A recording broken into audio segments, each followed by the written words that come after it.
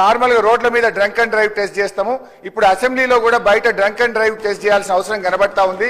కొంతమంది సభ్యులు పొద్దున్నే బాగా డ్రంక్ చేసి సభలోకి రావడం వల్ల వాళ్ళు ఏం మాట్లాడుతుందో సోయి లేకుండా మాట్లాడే పరిస్థితి వచ్చింది.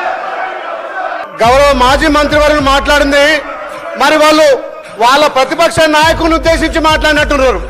మరి ఆయన ప్రతిపక్ష నాయకు పాత్ర వహించక ఫామ్ హౌస్ లో దాగి పండుకుంటే వాళ్ళు మామ గుర్తొచ్చినట్టు మా గౌరవ మంత్రి మీద మాట్లాడడం దుర్మార్గం.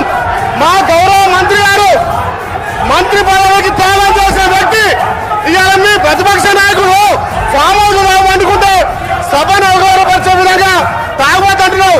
అంటే మీకున్న అలవాటు మాకున్నాయని చెప్పి మీరు అంటున్నారు. ఇది తప్పు. అధ్యక్ష, గతంలో చూడండి మీ మాజీ ముఖ్యమంత్రి హెలికాప్టర్ లో తాగి పడ్డ సంగతి ఇక తెలంగాణ ప్రజలు తాగి ఎవరు హెలికాప్టర్ కింద పడ్డారు